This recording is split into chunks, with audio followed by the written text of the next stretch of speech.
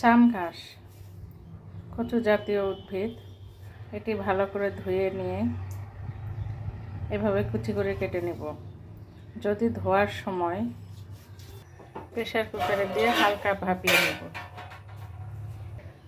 ধোয়ার সময় যদি হাত চুলকায় তবে এর মধ্যে একটু লবণ রস দিয়ে লেবুর রস দেওয়ার পরে সিদ্ধ করে নিয়ে সিদ্ধ পানি ফেলে দেব।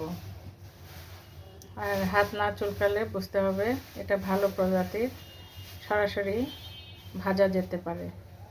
চাম ঘাস ভাজার জন্য নিয়ে নিলাম এখানে কিছু লবণ, স্বাদ মতো হলুদ গুঁড়া, আদা রসুন এবং জিরা পেস্ট, একটা তেজপাতা, দারচিনি, 2টা লং, একটা সাদা এলাচ। এর সঙ্গে এখানে মুরগির মাংস নেওয়া আছে, যাতে প্রচুর পরিমাণে পেঁয়াজ এবং প্রচুর তেল দেওয়া আছে, তাই আমরা ভাজার সময় অল্প তেল দেব এবং এতে মশলাও আছে অনেক, যার কারণে আমি মশলাগুলো কম দিয়েছি। এখন আমি চলে যাব রান্নায়। এখানে ফ্রাই প্যানে অল্প করে পেঁয়াজ নিয়েছি, যেহেতু মুরগিতে পেঁয়াজ দেওয়া আছে। তার সঙ্গে স্বাদ মতো কাঁচামরিচ, যে যেমন খায়, এবং রসুন কুচি নিয়েছি, এগুলো তেলে ভাজব। দিয়ে দেব অল্প পরিমাণে তেল।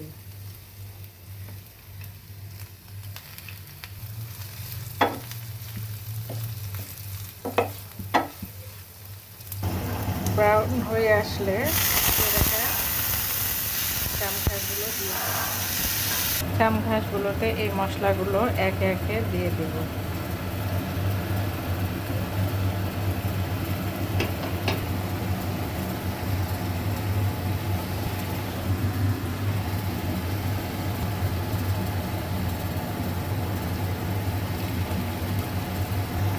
আমি সাধারণত চাম ঘাস বা যে কোনো কচুর সাথে চিংড়ি মাছ প্রিফার করি, কিন্তু আজকে চিংড়ি মাছ নাই বলে মুরগি দিয়ে রান্না করছি। আপনারা চিংড়ি মাছ দিয়ে খেয়ে দেখবেন বা মুরগি দিয়ে খেয়ে দেখবেন, অসাধারণ একটা তরকারি। এই পর্যায়ে অ্যাড করছি মুরগির তরকারিগুলো, আগে থেকেই রান্না করে রাখা।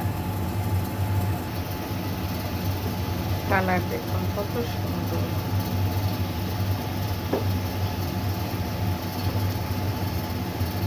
নেড়ে চেড়ে ঘন হয়ে আসলে এগুলো নামিয়ে ফেলব। মাঝখানে আমি কয়েকবার নেড়ে চেড়ে দেব, যাতে নিচে না লেগে যায়, এবং ওলট পালট করে দেব, মশলাগুলো যেন সব জায়গায় যায়।